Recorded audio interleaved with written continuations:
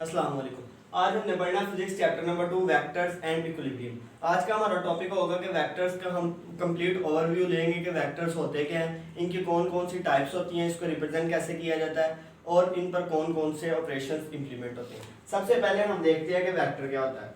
वैसे तो आप लोग ये पढ़ चुके हैं स्कूल साइंस में कि वेक्टर्स और स्केलर्स में क्या डिफरेंस होता है। हमारे पास दो बेसिक क्वांटिटीज होती हैं, एक को हम बोलते हैं स्केलर और सेकंड को हम बोलते हैं वेक्टर। तो ऐसे क्वांटिटीज जिनका सिर्फ मैग्नीट्यूड हो,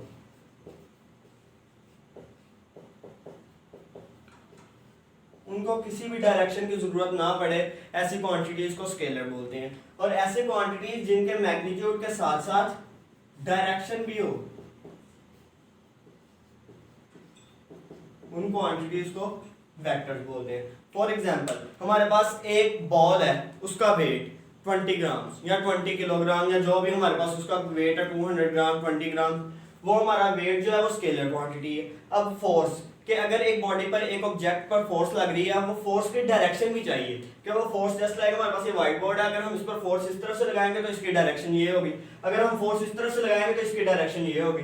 तो ये क्वांटिटी जो है इसको डायरेक्शन की जरूरत भी है अपनी मैग्नीट्यूड के साथ साथ, तो ऐसी क्वांटिटीज को वेक्टर्स बोलते हैं। अब वेक्टर्स को रिप्रेजेंट कैसे किया जाता है? वेक्टर्स को रिप्रेजेंट करने के लिए रेक्टेंगुलर कोऑर्डिनेट सिस्टम को यूज किया जाता है।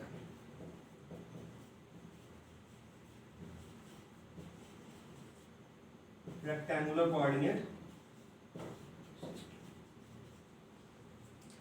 कोऑर्डिनेट सिस्टम क्या होता है?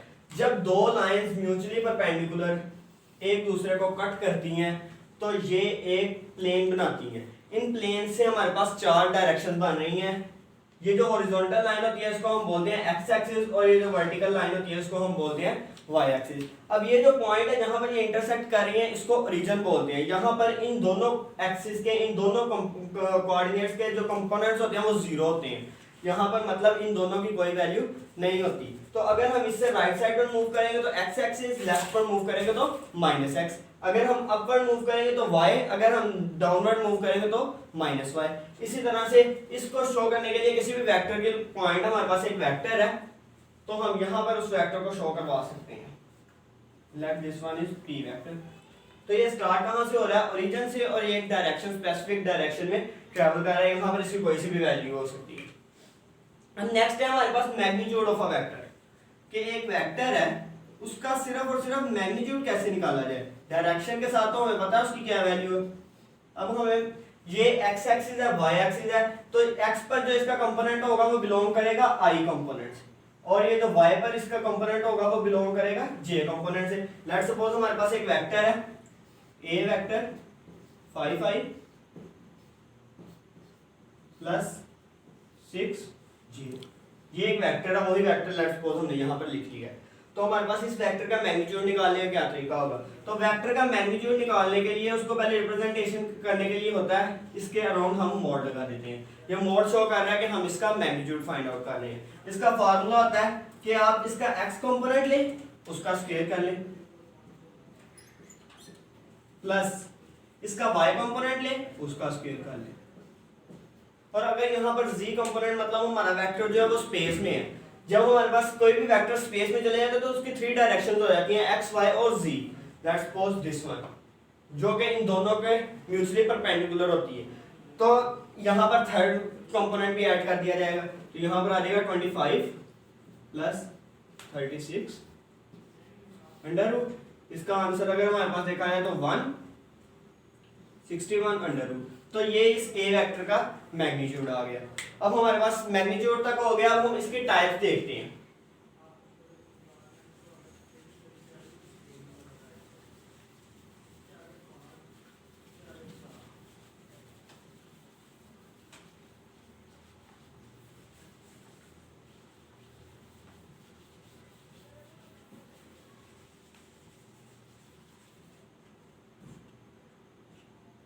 हमारे पास फर्स्ट वेक्टर आता है जी यूनिट वेक्टर।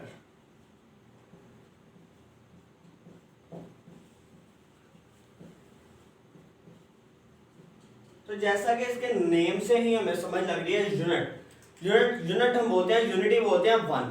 तो ऐसा वेक्टर जिसका मैग्नीट्यूड 1 होगा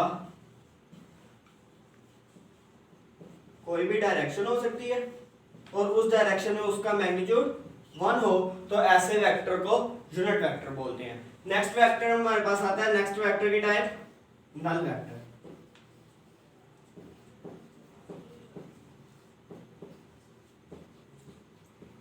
नल वेक्टर क्या होता है? नल वेक्टर ऐसा वेक्टर को बोलते हैं जिसकी कोई ना कोई डायरेक्शन तो हो पर उसका मैग्नीट्यूड 0 हो।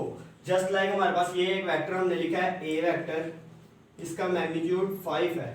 लेट्स सपोज दिस इज 5, तो हमारे पास इसी का नेगेटिव ले लिया जाए माइनस ए वेक्टर, तो अगर हम इन दोनों को प्लस करेंगे मतलब ए प्लस माइनस ए, दोनों वेक्टर्स को प्लस किया तो हमारे पास 0 वेक्टर आया। Vector, this is vector, answer तो 0 आया, मैग्नीट्यूड 0 हो गया, पर ये एक वेक्टर है। तो वेक्टर जब तब तक कोई भी चीज वेक्टर नहीं होगी जब तक उसकी डायरेक्शन नहीं होगी। तो ऐसा वेक्टर जिसकी कोई भी आर्बिट्रेरी डायरेक्शन हो बट उसका मैग्नीट्यूड 0 हो तो ऐसे वेक्टर को नल वेक्टर बोलते हैं। Third one is position vector.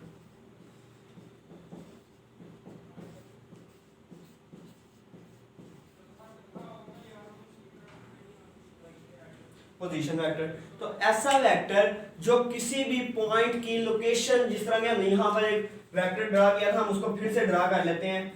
ये एक पॉइंट है, इस पॉइंट की डायरेक्शन, इस पॉइंट की लोकेशन को शो करने के लिए जो वेक्टर लगाया जाएगा उसे पोजीशन वेक्टर बोलेंगे। फोर्थ टाइप इसकी इक्वल वेक्टर्स।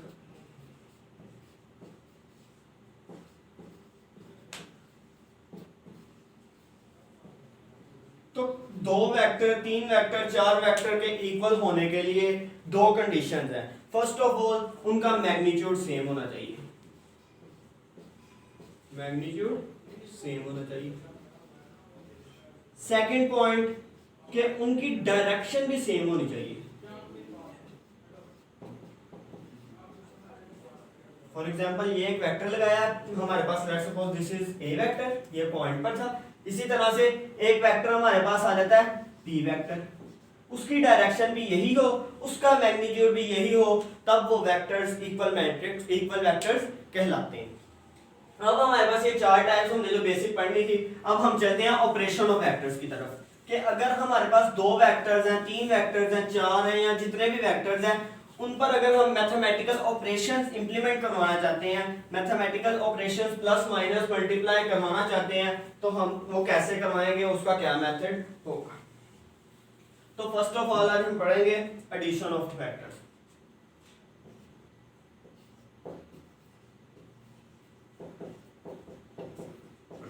जब भी 2 वेक्टर्स को एडिशन किया जाएगा, ऐड अप किया जाएगा, ए एक वेक्टर है और इसमें ऐड किया जाएगा बी वेक्टर को, तो हमारे जहन में सबसे पहला जो हम स्टेप लेंगे वो होगा हेड टू टेल रूल। इनको हम मैग्नीट्यूड में तो अगर नंबर सिस्टम में देखा जाए तो इनको हम प्लस कर लेंगे, पर अगर इनकी डायरेक्शन भी शो करवानी है बिकॉज एक रिजल्टेंट वेक्टर निकलेगा जो इन दोनों का रिजल्ट निकलेगा, तो हमारे पास हेड टू टेल रूल होता है।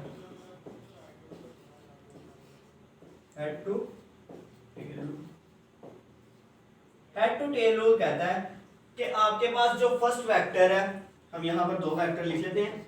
ए वेक्टर हमारे पास है जी ये डायरेक्शन में, सॉरी ये डायरेक्शन, और बी वेक्टर है हमारे पास ये डायरेक्शन। ये 2 वेक्टर्स है हमारे पास। अब हमें इन दोनों को ऐड करने के लिए बोला गया, तो हम क्या कहते हैं, head to tail rule use करते हैं। हेड टू टेल रूल कहता है कि आप अपना फर्स्ट वेक्टर लें, उसकी डायरेक्शन वही रखें। ये याद रखना है कि उनकी डायरेक्शन, उनका मैग्नीट्यूड हमने चेंज नहीं करना, जो डायरेक्शन ए की थी वही डायरेक्शन ए की यहाँ पर रखनी है। अब ए तो लिख लिया, फर्स्ट वेक्टर लिख लिया, सेकंड वेक्टर पर लेते हैं। सेकंड वेक्टर लें, उसकी डायरेक्शन भी वही रखें, बट क्या करेंगे, उसकी टेल इसके हेड से मिला दें, ये बी वेक्टर।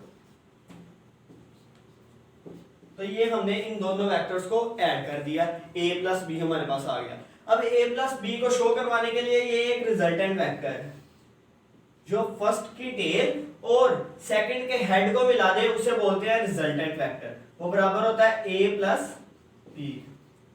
ठीक है, तो अगर हम a प्लस बी तो हमने ये फाइंड आउट कर लिया, अगर हमें आ जाए b प्लस a तो कोई इशू नहीं, हमारे पास b प्लस a का भी वही आंसर आएगा जो हमारे पास a प्लस बी का आया।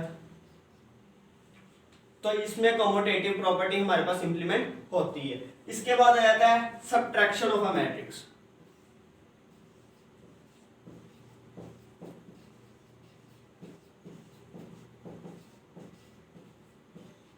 जब दो मैट्रिसेस को सब्ट्रैक्ट करने की बात आती है तो उसका कोई और मतलब नहीं होता, बस सिंपल प्लस होता है सेकंड वाले मैट्रिक्स के नेगेटिव के साथ। लेट्स सपोज हमें बोला गया है a minus B find out करें, तो हमारे पास क्या है, उसका आंसर है a माइनस बी का answer a plus minus B, मतलब सेकंड वाले मैट्रिक्स का नेगेटिव लें और उसको फर्स्ट वाले मैट्रिक्स में ऐड अप कर दे, तो हमारे पास जो आंसर आएगा वो होगा a माइनस बी। इसके दूसरे टर्म्स में अगर बात ली जाए तो वो होगा कि a मैट्रिक्स लिया है आपने, यही वाले मैट्रिक्स दो हैं a प्लस ए बी, हम इनको कर रहे हैं a माइनस बी। तो आपने क्या करना है, इसकी डायरेक्शन चेंज कर देनी है, रिवर्स कर देनी है, b की डायरेक्शन रिवर्स कर दें, जिसके साथ नेगेटिव ले रहे हैं उसकी डायरेक्शन रिवर्स कर दें, तो आपके पास आप उसको सब्ट्रैक्ट कर लेंगे, तो इसमें फिर रिजल्टेंट वेक्टर यही होगा।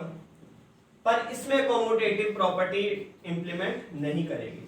रिजल्टेंट वेक्टर उस वेक्टर को बोलते हैं जो डिफरेंट वेक्टर्स पर इंप्लीमेंटेशन ऑपरेशंस करने के बाद आंसर आता है, उसको हम रिजल्टेंट वेक्टर बोलते हैं। अब थर्ड और लास्ट जो आज के टॉपिक में हमारे पास है वो है मल्टीप्लिकेशन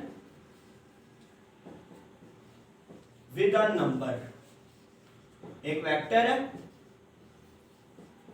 उसकी मल्टीप्लिकेशन करनी है विद अ नंबर, तो तब क्या करेंगे, तो हमारे पास एक वेक्टर हम यहां लिख लेते हैं, a vector is equal to 5i plus 6j plus 7, ये तीन वेक्टर्स हैं। ये एक वेक्टर है जिसके तीन कंपोनेंट्स है i j के, हमें बोला जाता है कि जी आप इसका 2a निकालें। अब ये 2 जो है वो इस वेक्टर से मल्टीप्लाई हो रहा है, तो राइट साइड पर हम हर नंबर के साथ उसको मल्टीप्लाई कर देंगे।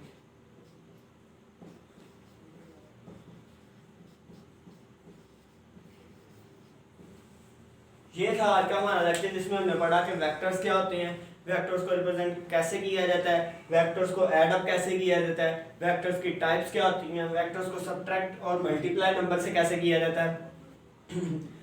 नेक्स्ट लेक्चर में हम पढ़ेंगे कि वेक्टर के रेक्टेंगुलर कंपोनेंट्स क्या होते हैं, उनको कैसे फाइंड आउट किया जाता है। यहाँ अगर हमें रेक्टेंगुलर कंपोनेंट्स दे दिए जाएं तो उससे हम ओरिजिनल वेक्टर कैसे फाइंड आउट कर सकते हैं, कैसे निकाल सकते हैं, कैसे सोल्यूशन उसका फाइंड आउट कर सकते हैं। तब तक के लिए अल्लाह।